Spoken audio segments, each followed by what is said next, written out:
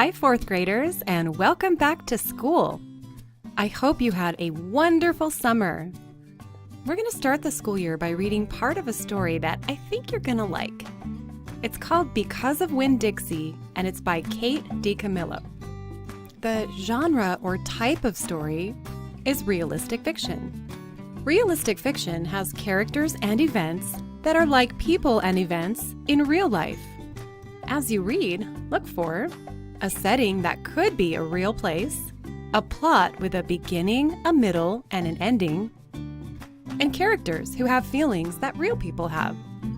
Before we get started, let's meet the author, Kate DiCamillo.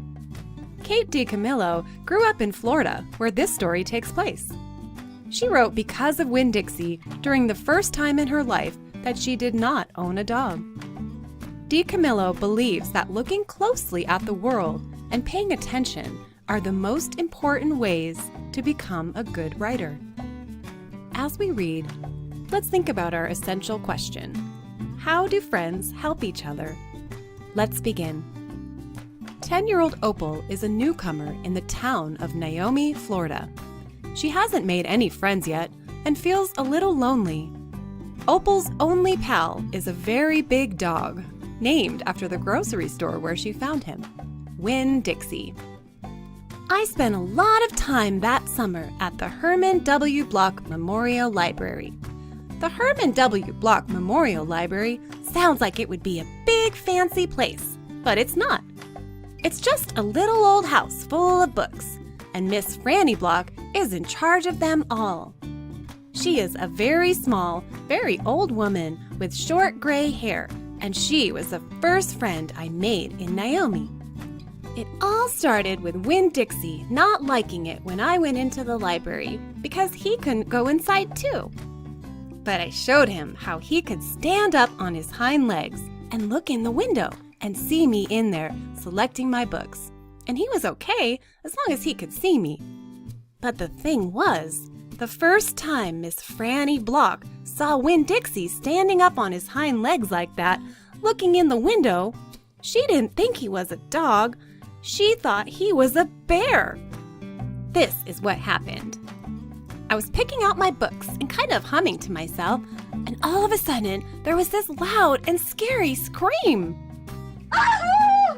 I went running up to the front of the library, and there was Miss Franny Block, sitting on the floor behind her desk. "Miss Franny," I said, "are you all right?" "A bear," she said. "A bear?" I asked. "He has come back," she said. "He has?" I asked. "Where is he?" "Out there," she said, and raised a finger and pointed at Winn-Dixie, standing up on his hind legs, looking in the window for me. "Miss Franny Block," I said, "that's not a bear. That's a dog. That's my dog, Winn-Dixie." "Are you positive?" she asked. "Yes, ma'am," I told her. "I'm positive. He's my dog. I would know him anywhere." Miss Franny sat there trembling and shaking. "Come on," I said. "Let me help you up. It's okay." I stuck out my hand and Miss Franny took hold of it, and I pulled her up off the floor. She didn't weigh hardly anything at all. Once she was standing on her feet, she started acting all embarrassed, saying how I must think she was a silly old lady, mistaking a dog for a bear, but that she had a bad experience with a bear coming into the Herman W. Block Memorial Library a long time ago, and she had never had quite gotten over it. "When did that happen?" I asked her. "Well," said Miss Franny, "it is a very long story." "That's okay," I told her. "I am like my mama in that I like to be told stories." "But before you start telling it, can Winn-Dixie come in and listen too? He gets lonely without me." "Well, I don't know," said Miss Franny. "Dogs are not allowed in the Herman W. Block Memorial Library." "He'll be good," I told her. "He's a dog who goes to church." And before she could say yes or no, I went outside and got Winn-Dixie, and he came in and lay down with a sigh right at Miss Franny's feet. She looked down at him and said, "He most certainly is a large dog." "Yes, ma'am," I told her. "He has a large heart, too."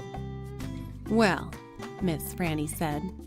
She bent over and gave Winn-Dixie a pat on the head, and Winn-Dixie wagged his tail back and forth and snuffled his nose on her little old lady feet. "Let me get a chair and sit down so I can tell this story properly. Back when Florida was wild, when it consisted of nothing but palmetto trees and mosquitoes so big they could fly away with you," Miss Franny Block started in. "And I was just a little girl, no bigger than you. My father, Herman W. Block, told me that I could have anything I wanted for my birthday. Anything at all." Miss Franny looked around the library.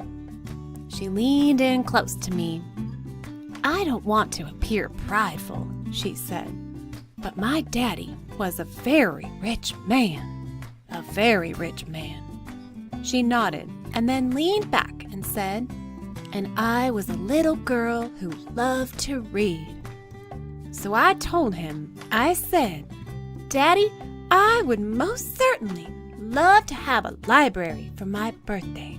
A small little library would be wonderful.'" "You asked for a whole library?" "A small one," Miss Franny nodded. "I wanted a little house full of nothing but books, and I wanted to share them too. And I got my wish. My father built me this house, the very one we are sitting in now. And at a very young age, I became a librarian." "Yes, ma'am." "What about the bear?" I said. "Did I mention that Florida was wild in those days?" Miss Franny Block said.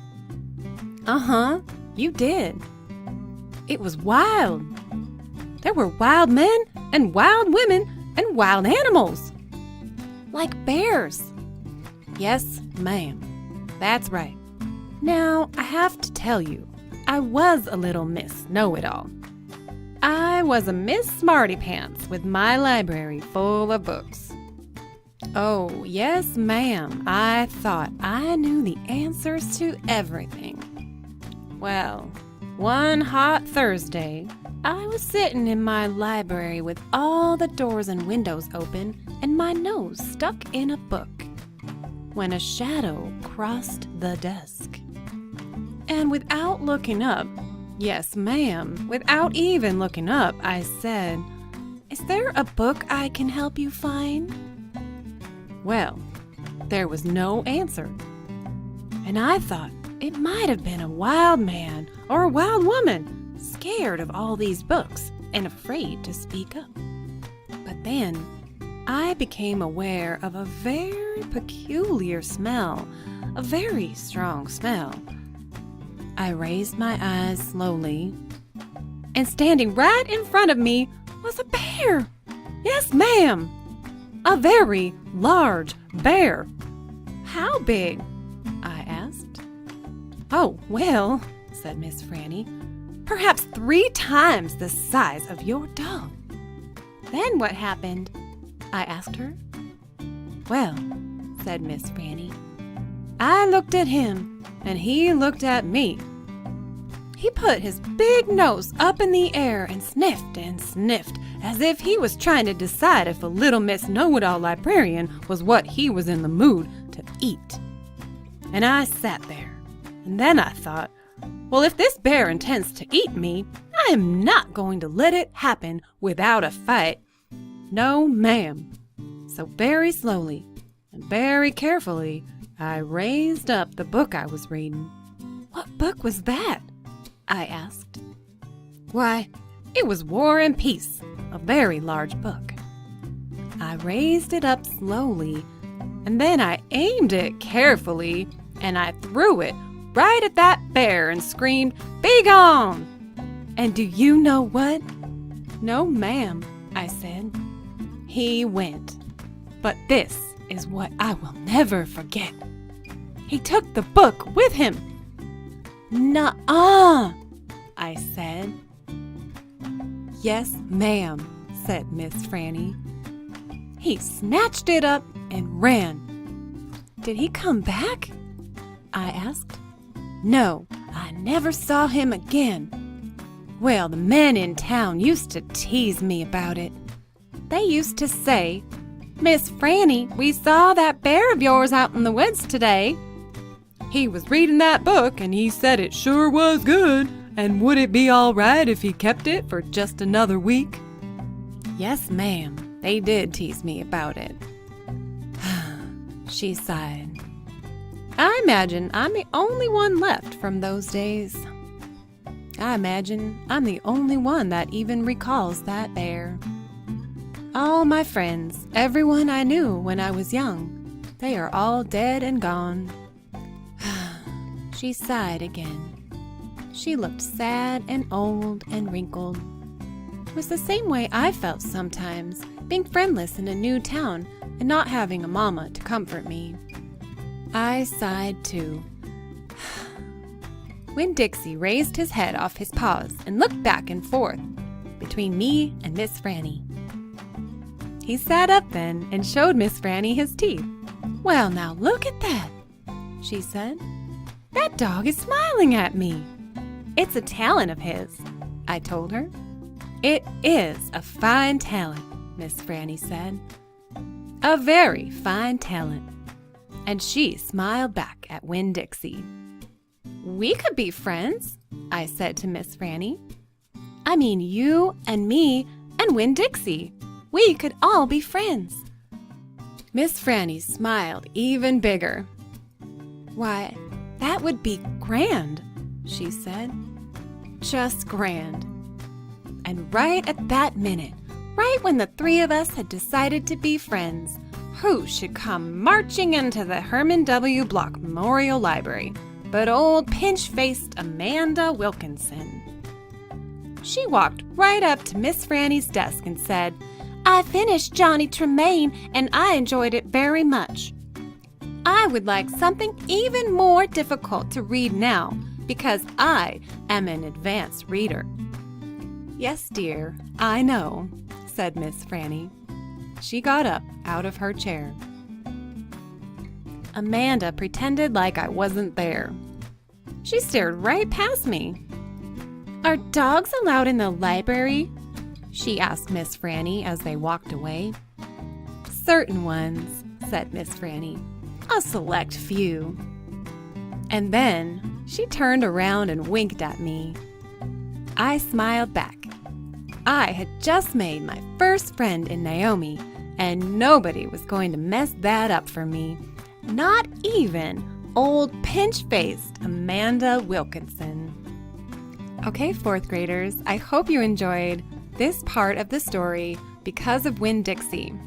If you're interested in reading the entire story, your teacher probably has a copy, or you can go to your school or local library. Have a great rest of your day. Don't forget to smile, and I'll see you soon. Bye.